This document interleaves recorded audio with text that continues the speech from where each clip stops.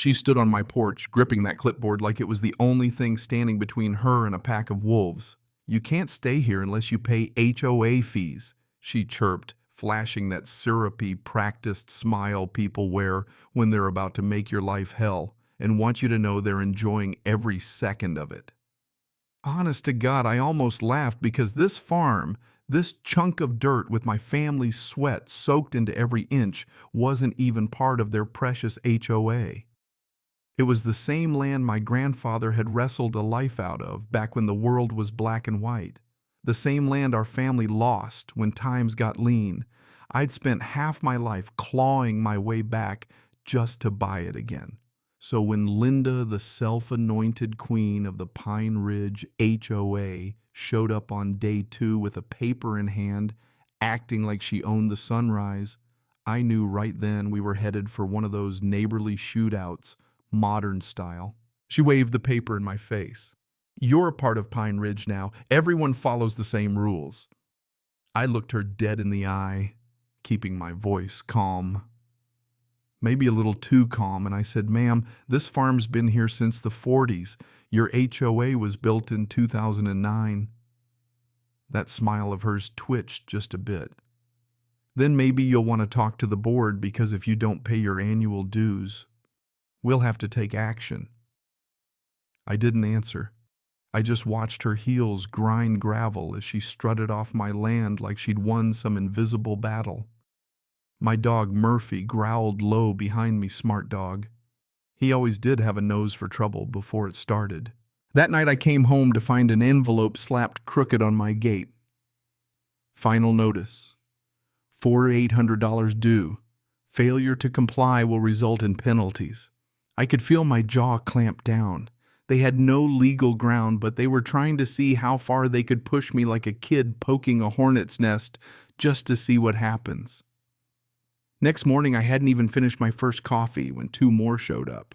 One had a camera, the other looked like he'd borrowed a badge from his kid's Halloween costume, calling himself an inspector. They started snapping pictures, my barn, my truck, my porch. When I stepped out, the inspector called over, "We're here to document violations. Your porch isn't HOA approved." Now I had to bite my lip to keep from laughing. "Buddy, this porch was holding up horses before your subdivision was a twinkle in some developer's eye." He didn't like that. "We'll see what the board says." As they drove off, I caught Linda parked at the corner, waiting for me to break, I guess. But what she didn't know, what she couldn't even imagine, was that I wasn't just some stubborn guy with a dream and a mortgage. I had something in my back pocket she'd never see coming. And when the time was right, it was going to flip her whole plan on its head. Next day, sun not even up, I'm woken by this hammering on my barn door. I step outside to see 3 guys in matching polos, HOA enforcement, stenciled big and bold across their chests. One has a clipboard, another a camera, and the third, tall, bald sunglasses before breakfast, just stares at me like he's the last boss in a video game. "Sir," the tall one says, "you've been issued multiple notices. You're trespassing on HOA property. You need to vacate the premises within 48 hours. I let that hang in the air a second, then I jabbed my finger at the dirt. "You mean this land? The one my family's owned since before your HOA was even a bad idea at a town hall?" He didn't blink. "Sir, Pine Ridge HOA expanded its jurisdiction 5 years ago. This land falls within our boundaries now." I let out the slowest smile you've ever seen because just last night I'd sat up late with the county website triple checking. "That's funny," I said, "because I just checked the county maps. You folks drew your line around my property, not through it." He shifted from one foot to the other. "If you refuse to comply, will involve law enforcement." And I leaned in real close and said, "Please do." They weren't ready for that. The clipboard guy shot a glance at the other 2 like he suddenly remembered he had somewhere else to be. "We'll be back," he muttered, and they huddled off, whispering. I watched them bump down the driveway, then pulled out my phone and dialed up my cousin. Happens to be the county surveyor. He picked up right away. "Hey man, you still got access to those zoning files?" He chuckled. For you always. What's up? I told him the story. There was a pause, then he said, That's illegal, man. HOA can't touch that land. It's grandfathered outside the district. Want me to send the records? You bet, I said. By lunchtime, I had a folder fat with county maps, legal codes, and the original boundary deeds. Even called up my old college buddy, now a lawyer, to comb through every detail. Everything checked out. But before I could drop those papers off at the HOA office, I see two sheriff cruisers pulling up at my gate.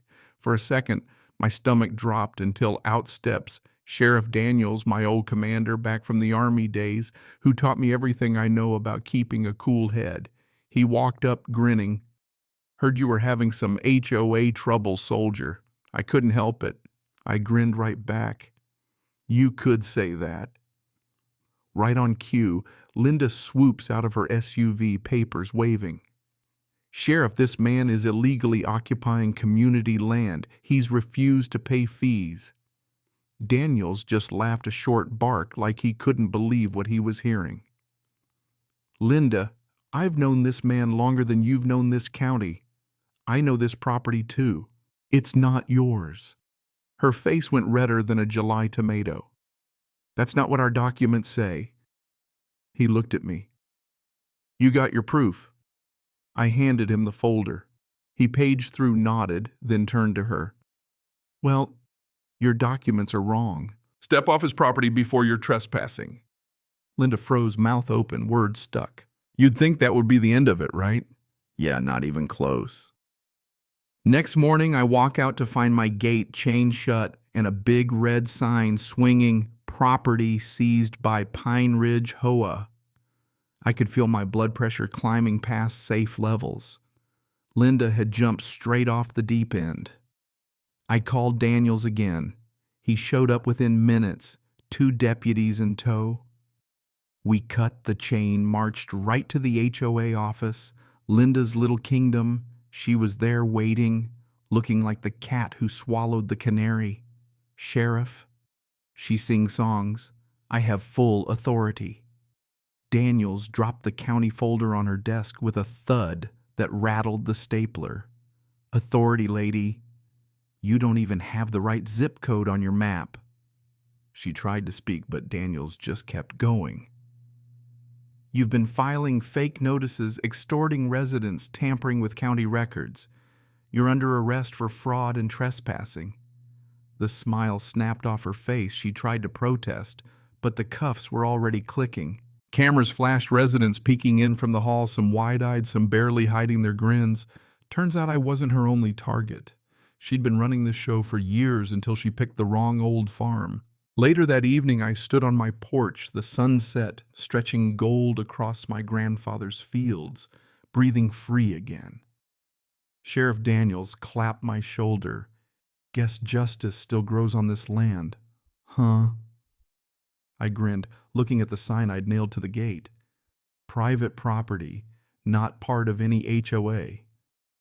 For the first time in years, that old farm felt alive, quiet, honest, like it finally belonged to the folks who loved it most. So here's my question for you. Where's the line between standing up for what's right and letting folks with clipboards and big egos bulldoze history? Ever had a neighbor try to claim something that wasn't theirs? I'd love to hear what you think. Drop a comment. Tell me about your own run-ins with power-tripping HOAs or the time you finally put your foot down. Don't forget to like and share if you think justice ought to be homegrown, not handed down by a bunch of strangers in polo shirts, because some things you just can't let slide.